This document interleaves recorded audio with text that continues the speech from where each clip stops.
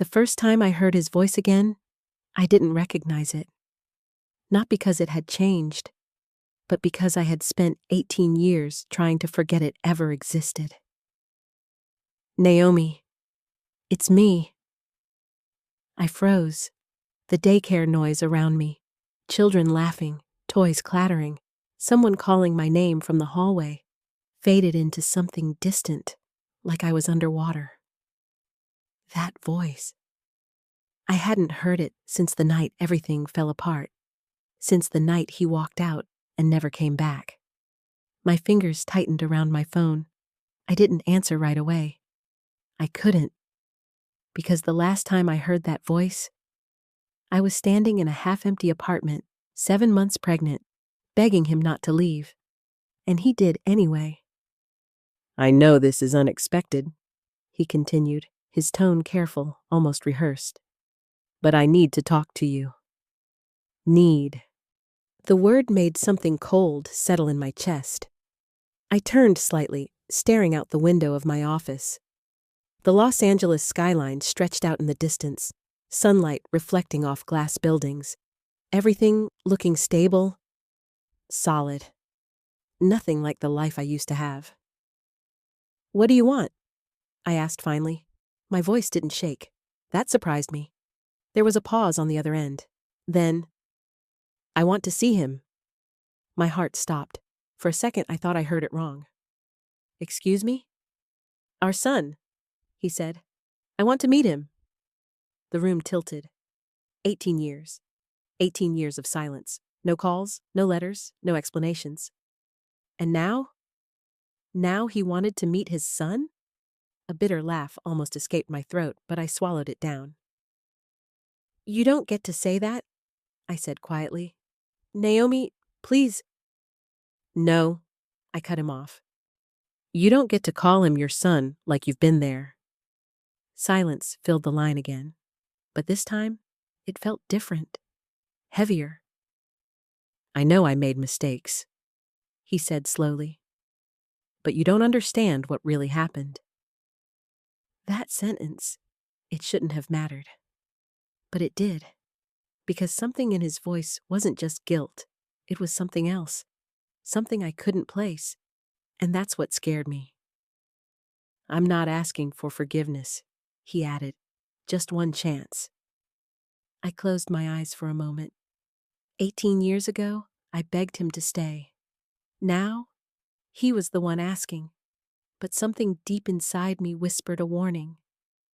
People don't come back after 18 years, unless they want something. 18 years ago, I learned what silence really meant. Not the peaceful kind, the kind that echoes after someone leaves and doesn't come back. It was a Tuesday night. I remember that because I had just come home from a double shift, my feet aching, my back sore, my body heavier than it had ever felt. 7 months pregnant, exhausted, and still trying to believe everything would somehow work out. The apartment was too quiet. No TV, no music, no sound of him moving around like usual. "Adrian?" I called out, dropping my keys onto the small kitchen counter. Nothing. A strange feeling crept up my spine.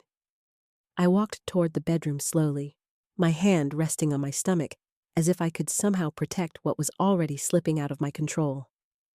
The door was open, the closet empty. Drawers pulled out, half of everything gone. My heart started pounding so hard it hurt. "No, no, no, no!" I rushed into the room, opening cabinets, checking corners like somehow he might still be there. But he wasn't. The only thing left was an envelope sitting on the bed. My hands shook as I picked it up. Inside was cash, a lot of it. More money than we had ever had at once, and a note, just one sentence. "I'm sorry, this is better for both of you." That was it. No explanation, no goodbye, no promise to come back. Just money. And silence. I sank onto the edge of the bed, my vision blurring. 7 months pregnant, alone, and somehow still trying to understand how love could disappear overnight. I told myself he panicked, that he wasn't ready, that maybe he thought this was helping, because the truth would have destroyed me. That he didn't just leave. He chose to. That night, I didn't cry right away. I just sat there, holding that envelope, feeling something inside me slowly break apart. Not loudly, not dramatically, just quietly, like something giving up. Outside, the city kept moving. Cars passed, people laughed, life went on. But inside that apartment, everything had stopped. And I didn't know it yet. But that wasn't the worst part. The worst part was that someone made sure he left. I didn't touch the money for 2 days. It sat on the kitchen table, inside that white envelope, like something dangerous. Like if I used it, I'd be accepting what he did. Like I'd be agreeing that leaving me was somehow justified. I barely slept. Every time I closed my eyes, I saw the empty closet. The missing half of a life I thought we were building together. And that sentence, "This is better for both of you." Better. I repeated it in my head over and over, trying to make sense of it. Better how? Better for who? Because there was nothing better about waking up alone, 7 months pregnant, with rent due in 5 days, and no idea how I was going to survive. On the third morning, reality hit harder than heartbreak. Bills, food, a baby coming, whether I was ready or not. I sat at the table staring at the envelope again, my hand resting on my stomach. "I don't have a choice," I whispered, not to myself, to the baby. Slowly, I opened it again. Stacks of cash, neat, precise, almost calculated. That was the first moment something felt off. Adrian had never handled money like this. We lived paycheck to paycheck, late rent, overdue bills. There was no way he suddenly had this kind of cash. Unless my stomach tightened. "No," I said out loud, shaking my head. "Don't go there." But the thought wouldn't leave. Where did this money come from? And why leave it? Like a transaction? I pushed the question down. Because I didn't have time to chase answers. I had to survive. The money paid the rent, bought groceries, covered doctor visits. It kept us afloat just long enough for me to figure out how to stand on my own. But every time I spent it, it felt like I was spending a piece of him, a piece of something unfinished. And I hated that. Months later, after Noah was born, I found something I hadn't noticed before. Tucked deep inside the envelope, a small receipt, folded twice. I almost threw it away, until I saw the date. The same day he disappeared. My heart started racing as I opened it. It wasn't from a bank. It wasn't from anywhere local. It was from a private financial office in Beverly Hills. A withdrawal, large, precise, and signed, not by Adrian, but by someone else. A name I didn't recognize back then. But 18 years later, sitting in my office, staring at Daniel across the desk, I finally understood. Adrian didn't just leave me. He was paid to walk away. The contractions started earlier than they should have. I was standing behind the counter at a small cafe in downtown Los Angeles, trying to balance a tray of coffee cups, when the pain hit. Sharp, sudden, and deep enough to steal the air from my lungs. I froze.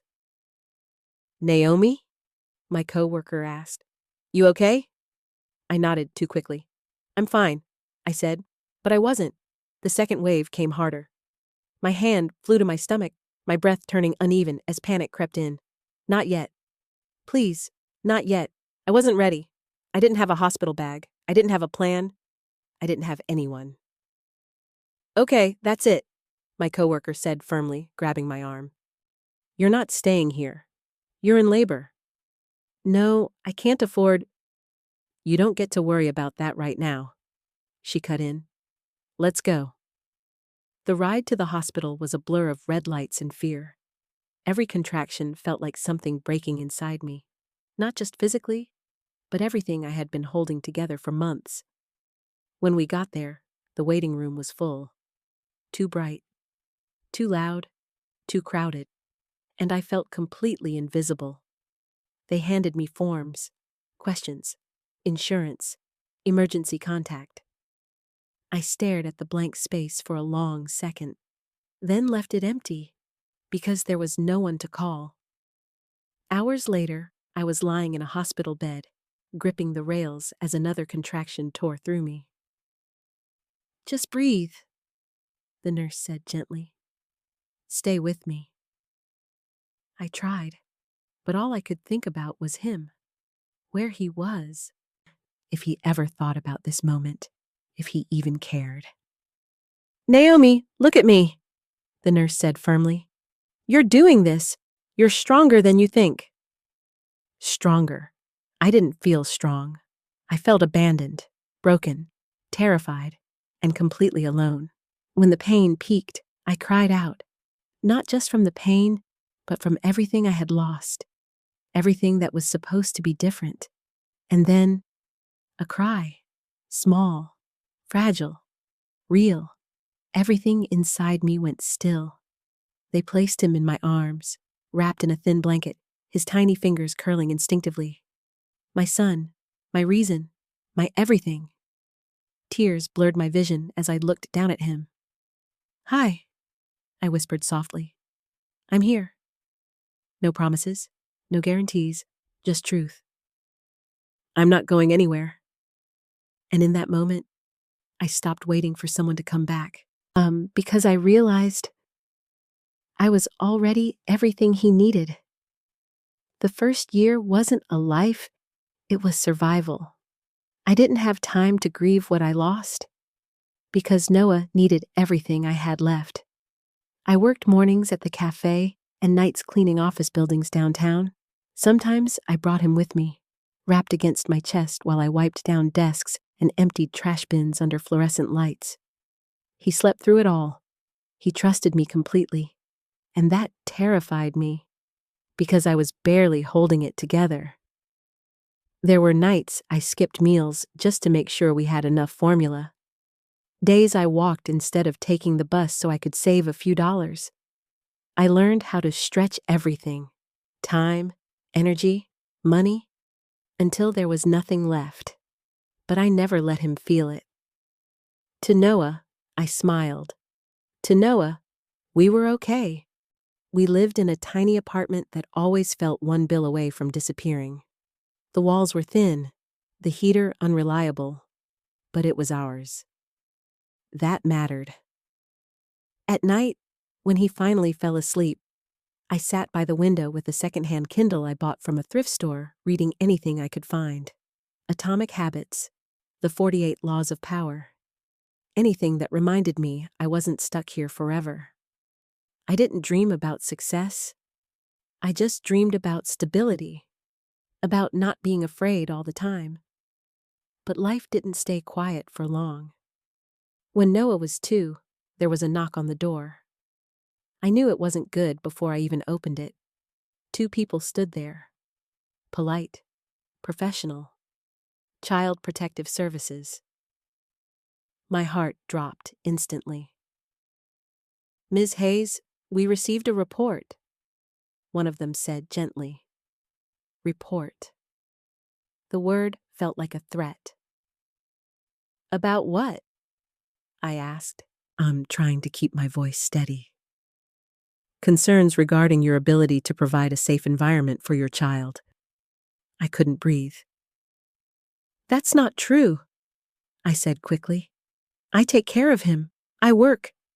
We're just here to assess, the other added. Assess.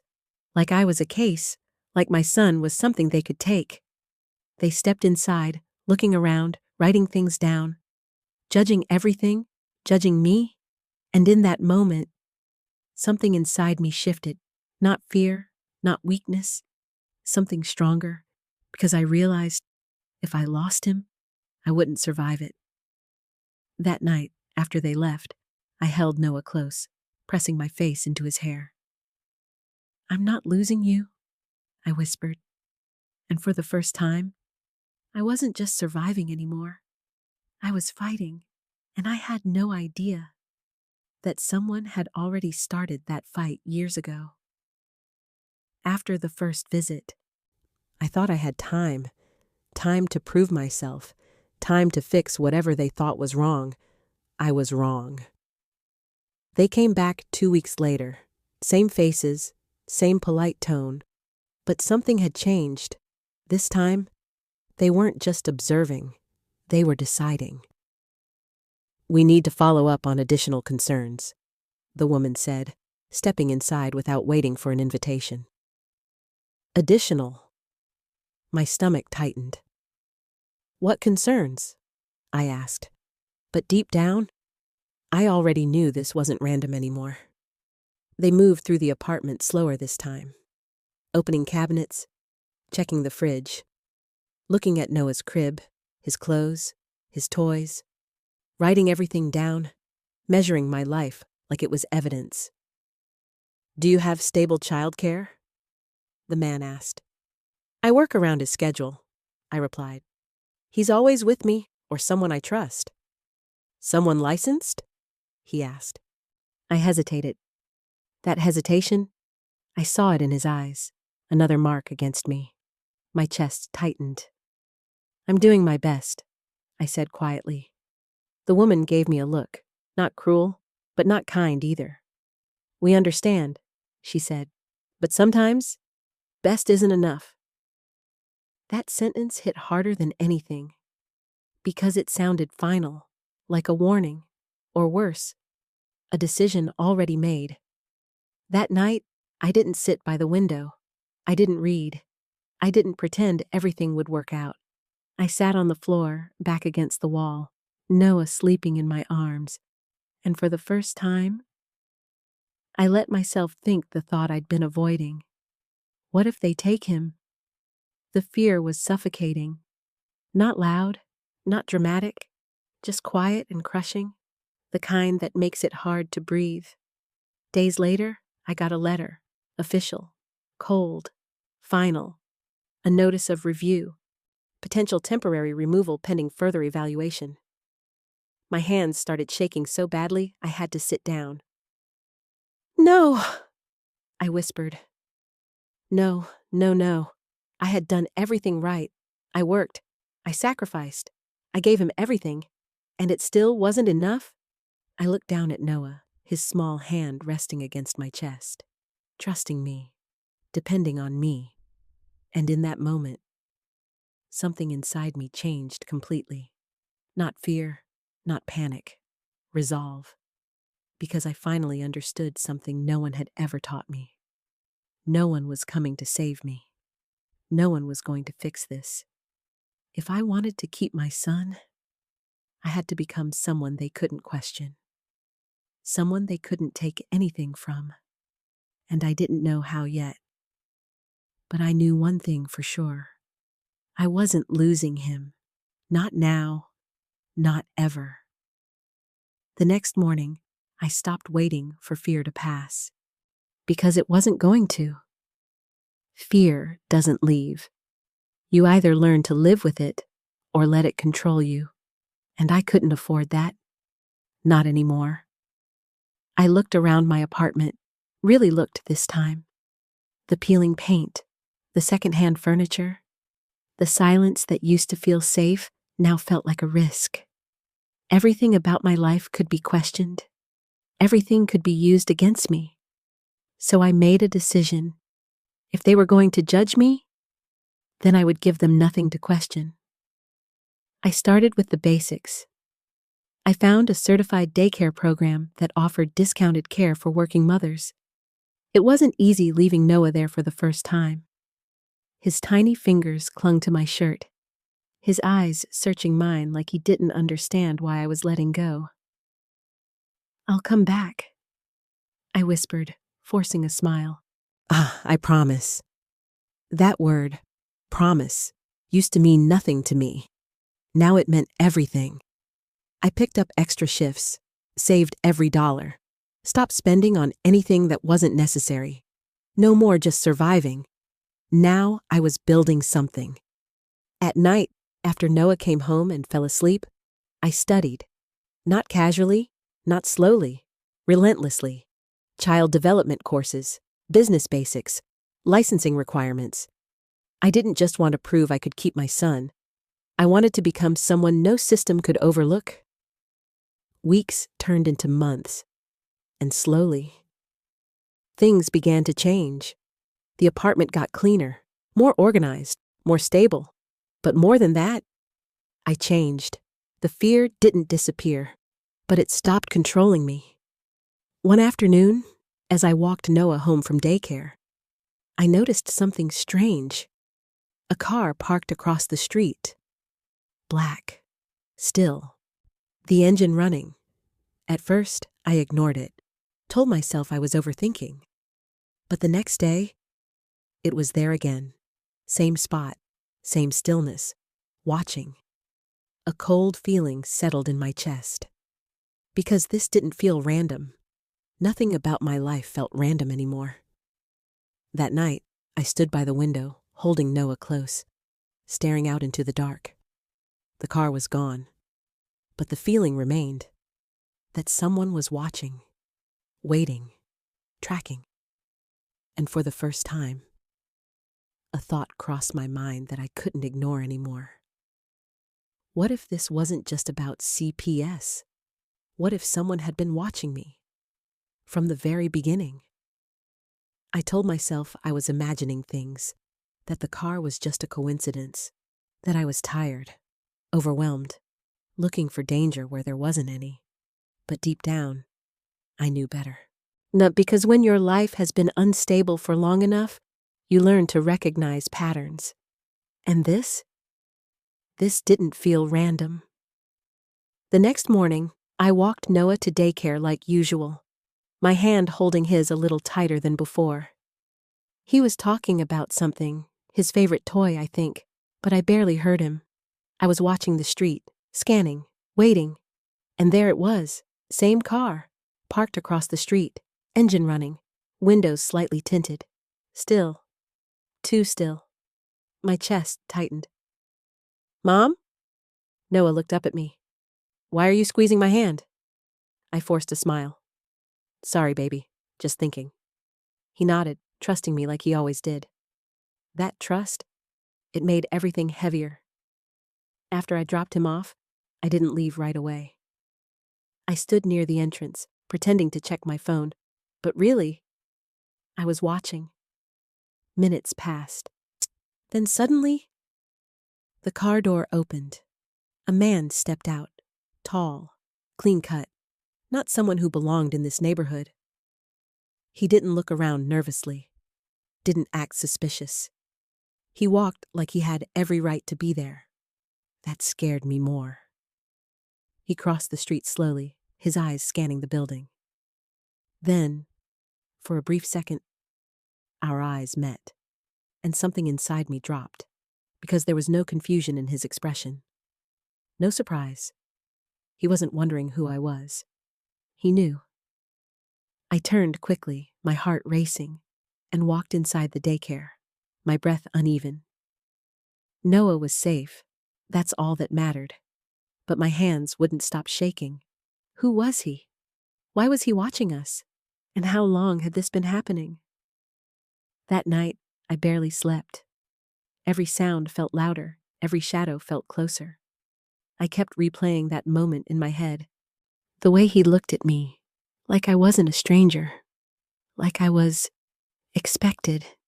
The next day, I made a decision. I couldn't ignore this anymore. I couldn't pretend everything was fine, because it wasn't. Something was happening, something bigger than I understood, and for the first time, I realized something terrifying. Maybe Adrian leaving was never just about him.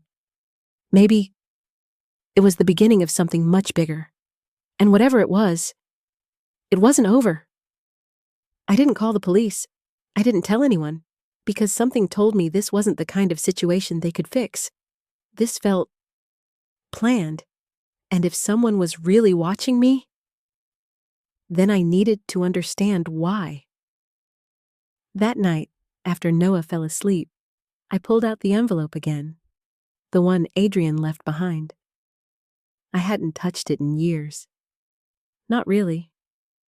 I kept it hidden in the back of a drawer, buried under old papers and things I didn't want to remember.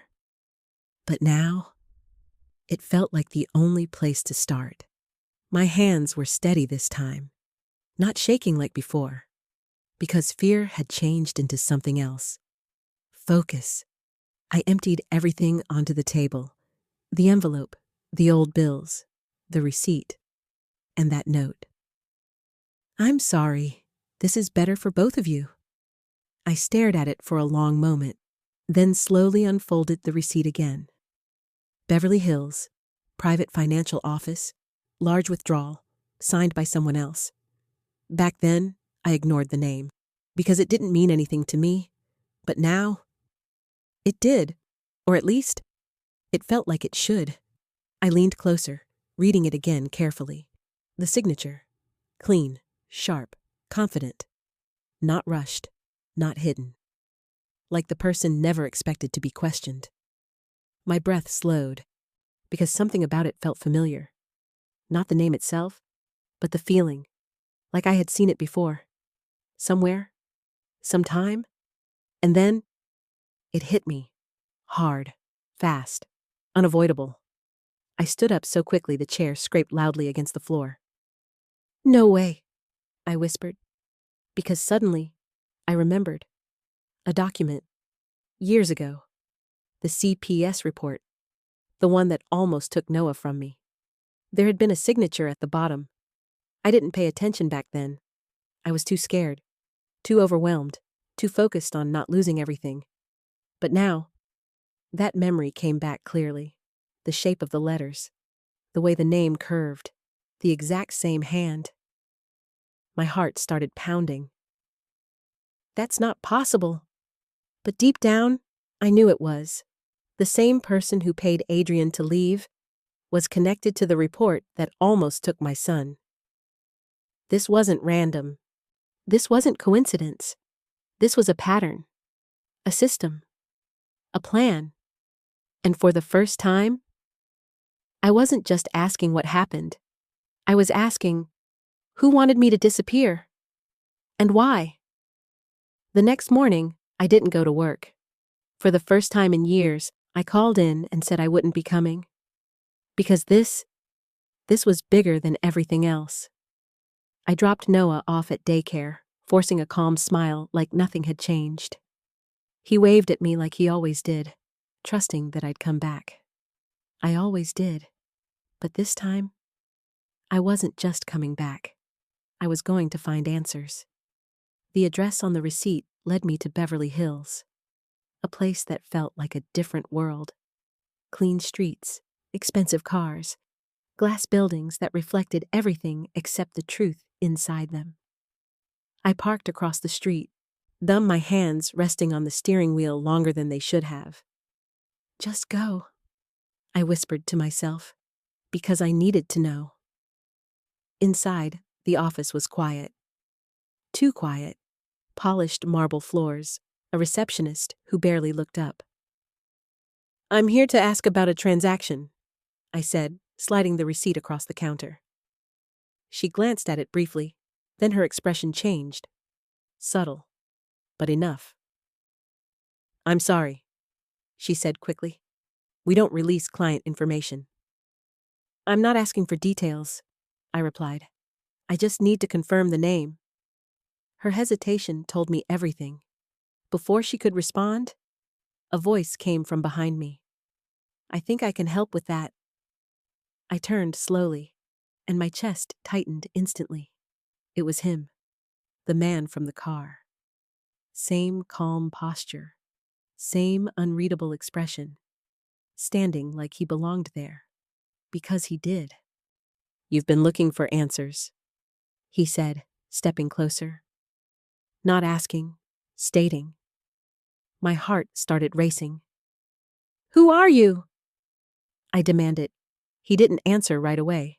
Instead, he picked up the receipt from the counter, glancing at it like it was something familiar, something expected. Then he looked at me, direct, certain. "My name is Lucas Grant," he said. The name hit differently, like it carried weight. "And you've been part of something much bigger than you realize." A cold chill ran down my spine.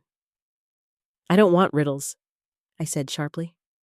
"I want the truth." He studied me for a moment, then nodded. "Fair enough." He gestured toward a private office. "Come with me." Every instinct in my body told me to walk away, to take Noah and disappear, to pretend none of this was happening. But I didn't, because I was tired of not knowing. Inside the office, he closed the door behind us, then placed the receipt on the desk. "You were never supposed to find this," he said.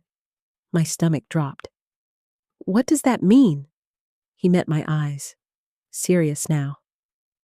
"Naomi, Adrian didn't leave you on his own." The room felt like it stopped breathing. "I know," I said quietly. "He was paid." Lucas nodded slowly. "Yes." Then he added, "But not for the reason you think." I stared at Lucas, trying to process what he had just said. "But not for the reason you think." Those words echoed in my head, louder than anything else. "What other reason could there be?" I asked, my voice sharper now. "He left. He took money. That seems pretty clear." Lucas didn't argue. He just walked around the desk slowly, like he had done this before. Like he had explained impossible truths to people who weren't ready to hear them. "Adrian didn't take the money to escape responsibility," he said calmly. I felt my chest tighten. "Then why?" Lucas paused, then looked directly at me. "He took it to protect you." Silence. Complete. Heavy. "That doesn't make any sense," I said immediately. "You don't abandon someone to protect them." "Not unless staying would have been worse," he replied. A cold feeling spread through my body. "What are you talking about?" Lucas reached into a drawer and pulled out a thin file. Old.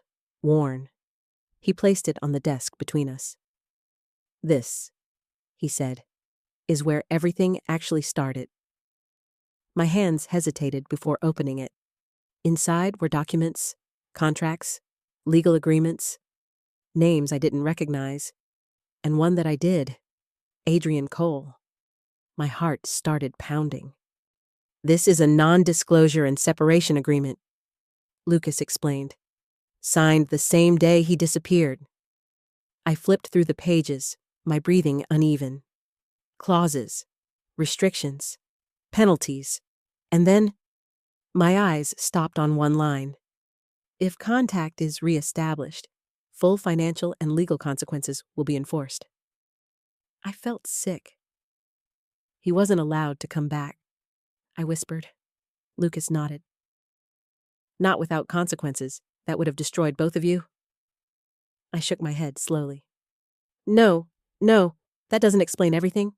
Who made him sign this?" Lucas didn't answer right away. That silence, it said more than words. "Lucas?" I said, my voice tightening. "Who did this?" He exhaled slowly, then finally said, "Vanessa Cole." The name hit like something sharp. "His wife?" "Now," Lucas corrected. "But back then, she was the one funding his entire career." Everything shifted. "She gave him a choice," Lucas continued. "Walk away from you, or lose everything before it even started." My hands trembled. "So he chose himself." Lucas looked at me carefully. "No," he said quietly. "He chose the only option that kept you out of something much worse." I stared at him, my mind racing. What could be worse than this? Lucas didn't hesitate this time. Being pulled into a system designed to control people, not just leave them. And suddenly, everything started to make sense. The money, the CPS reports, the man watching me. This wasn't just about Adrian leaving. This was about something bigger, something organized, and I had been part of it since the very beginning. I didn't speak for a long time. Because once the truth starts unfolding, it doesn't stop where you want it to. What kind of system? I finally asked. My voice sounded different, lower, steadier, like something inside me had already accepted that whatever came next was going to change everything. Lucas leaned back slightly, studying me. Not like I was fragile, but like he was deciding how much I could handle. Vanessa Cole doesn't just protect her image, he said. She builds it, controls it. I frowned. Through what? People, he replied. Assets, connections, contracts. The word contracts hit differently now, like chains I couldn't see. She comes from a family that invests in influence, he continued. Media, corporate networks, legal structures, everything designed to shape narratives. Narratives? My chest tightened. You mean stories? I asked. Lucas nodded. Reputation, image, power. She doesn't just create success, she engineers it. A chill ran through me. And Adrian was part of that? Yes. The answer came too quickly, too easily. He had potential, Lucas explained. Talent, connections, but not enough leverage. And I was the problem, I said quietly. Lucas didn't correct me. You were unpredictable, he said carefully. A relationship, a child, a future that couldn't be controlled. Controlled, that word again. So she removed me, I whispered. Lucas met my eyes. She removed the variables. My stomach dropped. And Noah? I asked, my voice tightening. Why go after him? Lucas hesitated, just for a second, but I saw it. They didn't go after him, he said slowly. They monitored the situation. That's not an answer, I snapped. He exhaled.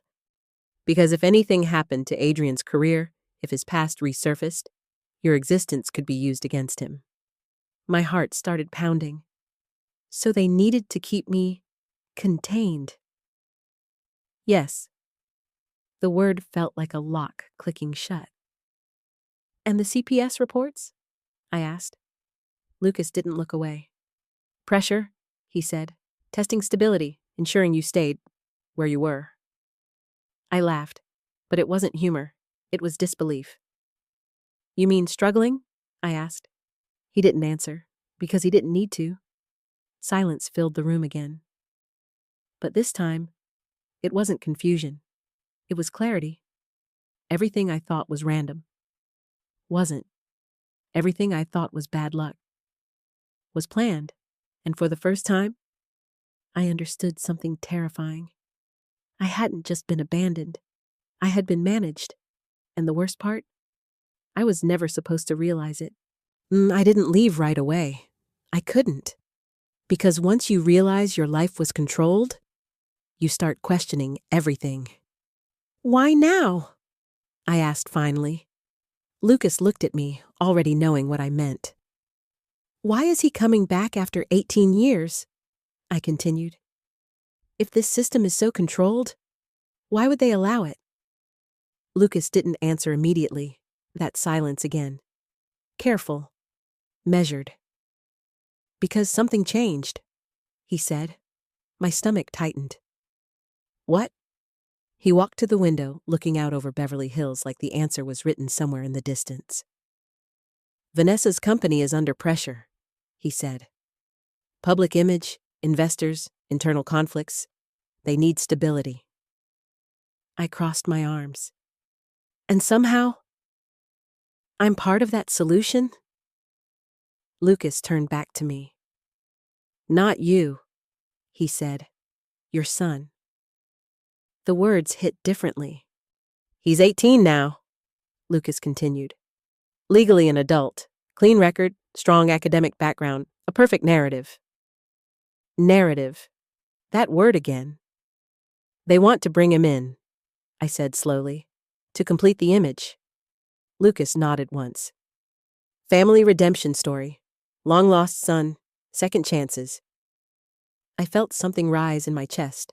Not fear, not confusion, anger. So this isn't about regret, I said. It's strategy. Yes? The honesty in his voice made it worse. And Adrian? I asked. Where does he fit into all this? Lucas hesitated, then reached for another file. Before you answer that, he said, sliding it toward me, you should see this. I opened it slowly. Photos. Old ones. My breath caught.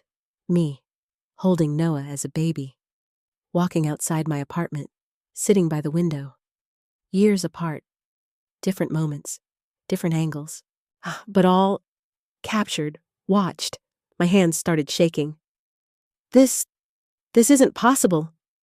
But it was, because every photo told the same story. They knew where I was. They knew how I lived. They knew everything. For how long? I whispered. Lucas didn't soften it. Over 10 years. 10 years. My chest tightened painfully. And he knew? I asked, my voice barely holding together. Lucas didn't look away. Yes. Silence. Heavy. Crushing. So he watched us struggle, I said slowly. Watched me work 3 jobs. Watched Noah grow up without him. My throat tightened. And he did nothing? Lucas stepped closer. Not nothing, he said quietly. But that didn't help, because in that moment, there was only one truth that mattered. He was there, and he still didn't come back.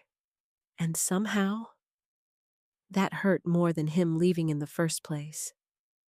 I didn't cry. That was the strangest part. After everything Lucas showed me, the photos, the truth, the years I had been watched, I expected to break, but I didn't, because something inside me had already shifted. Fear had kept me alive, but now it was holding me back. So what happens if I say no? I asked. Lucas studied me carefully. To what? He replied. To all of it, I said. To Adrian, to Vanessa, to whatever story they're trying to build. He didn't hesitate. They'll push harder. That didn't surprise me.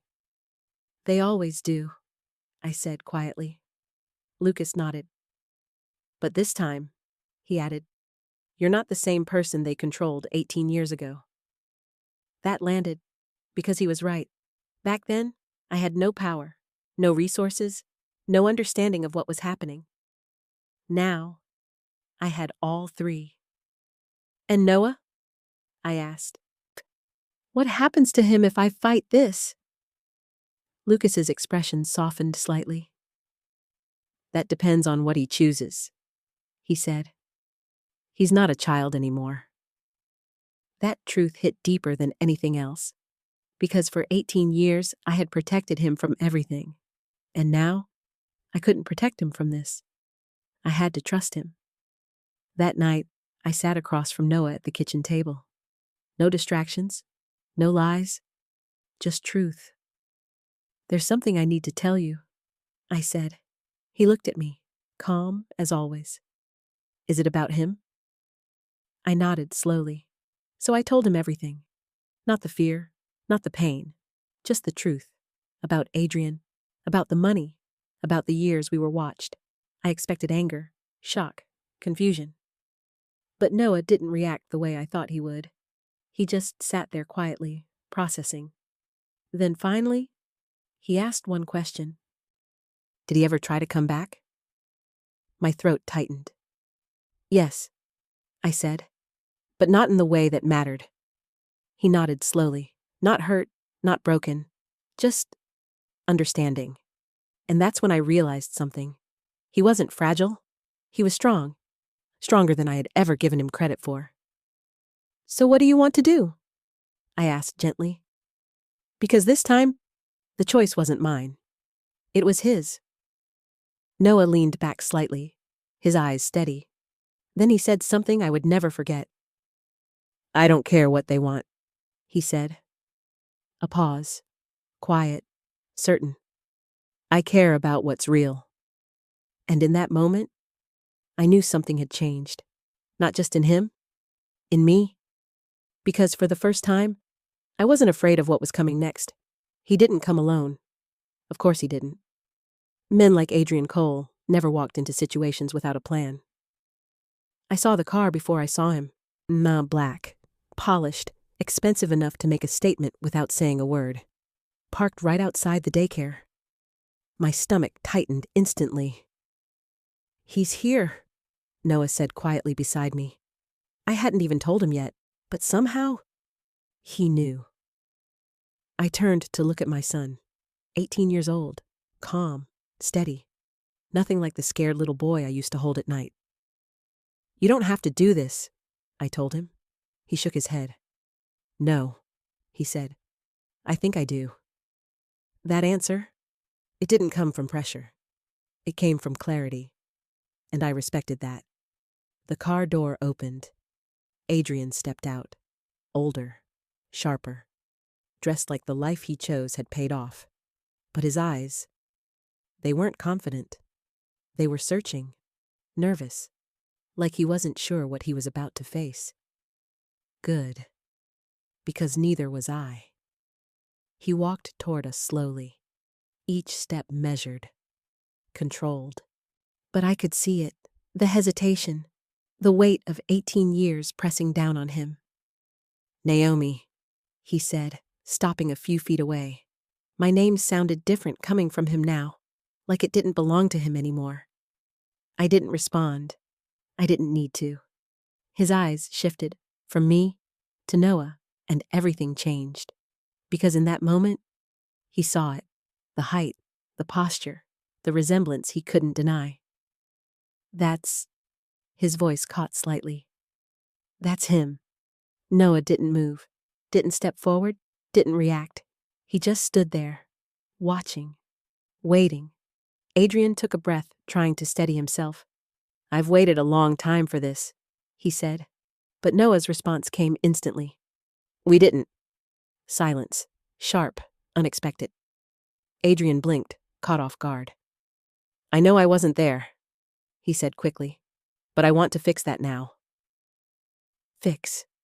The word felt hollow, like something rehearsed, something practiced.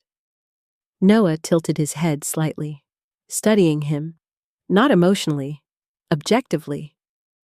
You can't fix something you never built, he said, and just like that, the power shifted. Adrian opened his mouth to respond, but nothing came out, because for the first time, he wasn't in control of the story.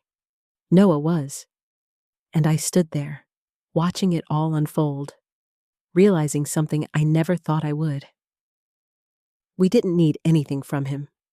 Not answers, not apologies, not even closure, because the life we built was already enough. Adrian tried to recover. I could see it in the way he straightened his posture, the way his voice lowered, more careful now, more controlled. Listen, he said, looking directly at Noah. I know I don't deserve anything from you, but there are things you don't understand. Noah didn't respond. He just stood there, waiting. Adrian glanced at me briefly, then back at him. I didn't leave because I didn't care, he continued. I left because I was forced to. There it was, the version of the truth he chose to tell. Noah's expression didn't change. Someone paid you, he said calmly. I know. Adrian froze, not dramatically, just enough. Because he wasn't expecting that. I watched his eyes shift, quick, calculating, trying to understand how much we already knew. That's not the whole story, he said carefully. Then tell it, Noah replied. Simple, direct, no emotion, and somehow, that made it impossible to manipulate. Adrian hesitated, then exhaled slowly. They gave me a choice, he admitted. Walk away, or lose everything, before I even had a chance to build anything. And you chose yourself, Noah said. It wasn't an accusation. It was a conclusion. Adrian shook his head quickly. No, it wasn't like that. I thought I was protecting you. That word again. Protecting. I felt something tighten in my chest because it sounded so familiar, so practiced. Noah tilted his head slightly. Protecting me from what? Adrian opened his mouth, but stopped, because for the first time, he didn't have an answer that made sense, not one that could justify 18 years. I couldn't come back, he said instead. There were legal consequences, contracts. You wouldn't understand. I understand enough. Noah cut in. Silence.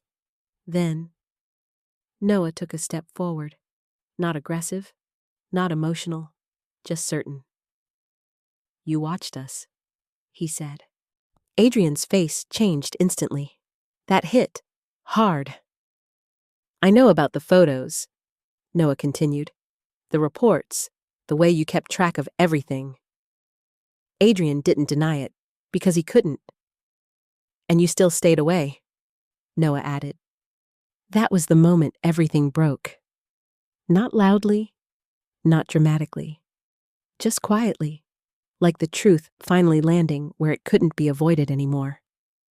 Adrian's shoulders dropped slightly. I thought I was doing the right thing, he said. But his voice, it didn't sound convincing anymore, because even he didn't believe it. Noah nodded once, then said something that ended everything Adrian thought he could control.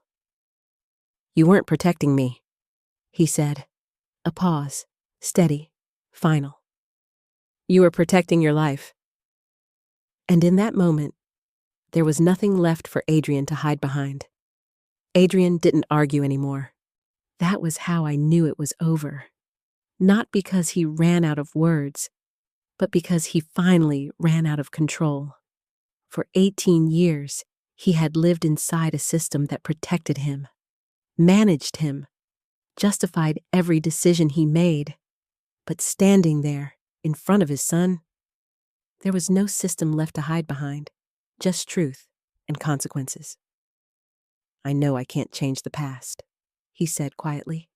His voice was different now, not rehearsed, not calculated, just small. But I can still be part of your future. Noah didn't react right away.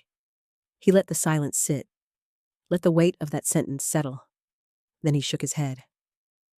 No, he said simply. One word, but it carried everything. Adrian's face tightened slightly. You don't mean that, he said almost instinctively. You're angry. I get that. But this doesn't have to be the end. Noah looked at him steadily. I'm not angry, he replied. And that was worse, because anger can fade. But clarity stays. I just don't need you, Noah continued. Silence fell again, heavier this time, final. Adrian glanced at me. For support, for something, anything. But I didn't step in, because this wasn't my moment. It was his, Noah's. You had 18 years, Noah said.